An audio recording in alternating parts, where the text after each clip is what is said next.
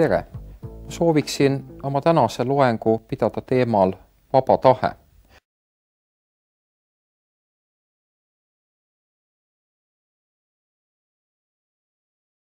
Ja ma alustaksin oma loengut küsimusega, mis on see, mis eristab olukorda, mil ma tõstan oma käe ülesse olukorrast, kus mu käsi sööstab ülesse. Muidugi, osa erinevust on nähtav selles, et esimeses olukorras ma tahan oma kätt tõsta ja oma tahte väljendusena ma tõstan käe ülesse. Teises olukorras võib näiteks keegi minu selja tagant mind müksata täpselt närvi pihta ja minu käsi sööstab ülesse, sõltumata minust ja minu tahtest.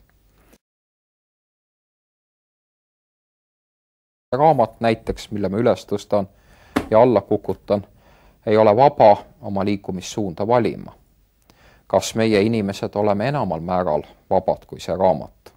Kui ma teen akna lahti ja hüppan suure hooga välja, siis võin ma tahta väga ülespoole liikuda, aga häda, gravitatsioonijõud mõjutab mind liikuma allapoole.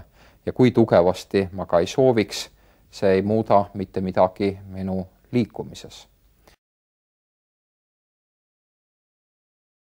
Vaba tahe on siis midagi niisugust, mis on nähtav inimestes ja olukordades, kus me kaldume ütlema, et see või teine on hea või halb. Oletagem näiteks, et ma kõnnin mööda Viru tänavat ja seal on keegi, kes tänava ääres raha küsib ja mööda minnes selja tagant keegi mind vaadates märkab, kuidas minu taskust kukub selle abivajaja ette 25 kroonine. Ja ta võib endamisi mõelda, see on üks tubli mees, ta aitab hädasolijaid. Aga tegelik tõde on hoopis banaalsem.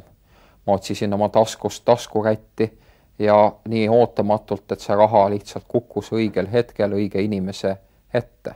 See, et keegi kirjeldab olukorda kui moraalse või mittemoraalset olukorda, sõltub sellest, kas ta postuleerib selles olukorras vaba tahte olemasolu või lihtsalt niisuguse juhuse, nagu ma ütlesin, et ma otsisin taskurätti ja see raha sinna kukkus.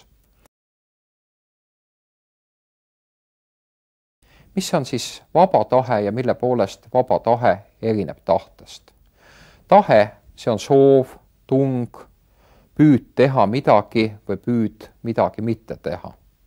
Näiteks, kui ma olen šokiseisundis täis hirmu, siis minu tegevus võib koosneda tervest reast soovidest ennast turvata, aga ma tegutsen automaatselt, šokiseisundis inimesed just niimoodi tegutsevad ja ma ei kontrolli oma tegevust täiel määral. Aga vaba tahe eeldab, et ma teadlikult suudan valikuid teadvustada, valida nende vahel ja otsustada ühe kasuks pigem kui teise kasuks. Inimene, kellel lihtsalt on soovid ja tungid, võib olla mitte vaba.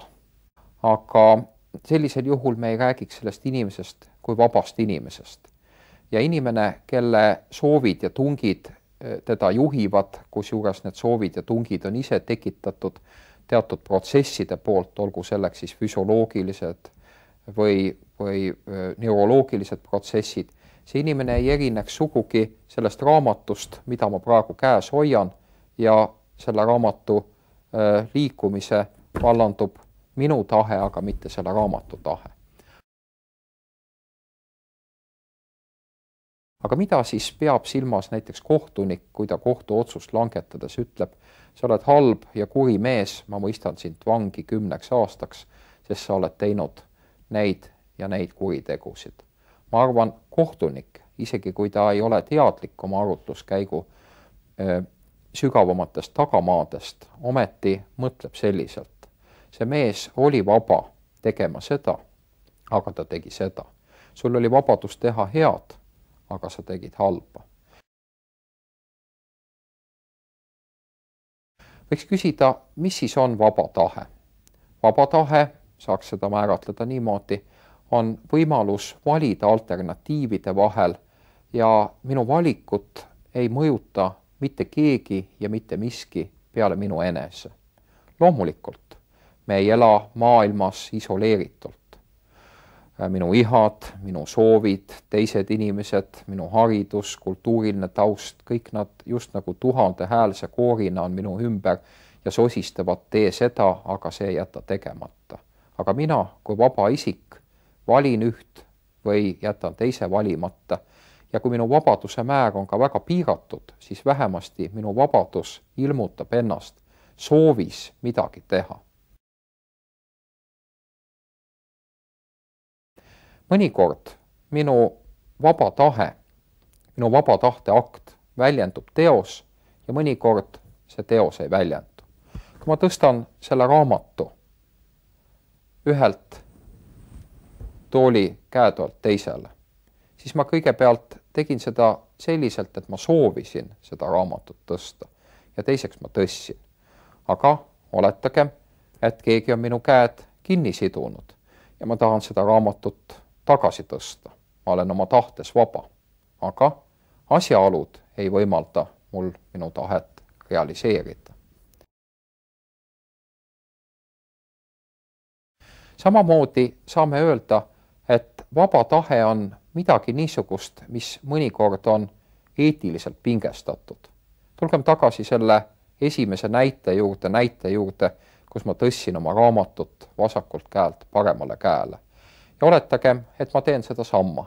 Ma tahan raamatut tõsta ühelt poolt teisele poole ja ma teen seda. Mis on selles tegevuses eetiliselt head või kurja? Mis on sellest tublit, kiiduväärset või laitmisväärset? Ei midagi. Aga oletagem, et ma olen pangas pankur ja et see käetugi siin on pangakassa ja siin kohal on minu isiklik portfell ja seda sama liigutust tehes, soovides tõsta ühte rahapakki ühest kohast teise, ma olen teinud teo, mis on eetiliselt väga pingestatud.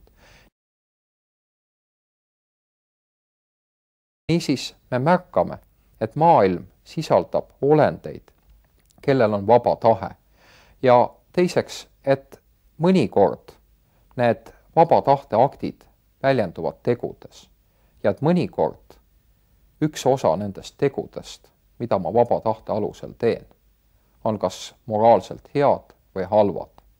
Ja kui nüüd küsida, mis on vaba tahe kui selline, mille alusel ma kõiki neid tegusid teen, eetiliselt relevantseid ja mitterelevantseid teguseid, siis ma olen kimbatuses ja ma ei tea, mida vastata, sest et igasugune määratlus, mis vaba tahte kohta käiks, mis ütleks, millest vaba tahe sõltub, millest ta koosneb või mida ta endast kujutab, oleks midagi, mis vaba tahet mõisteliselt haavab.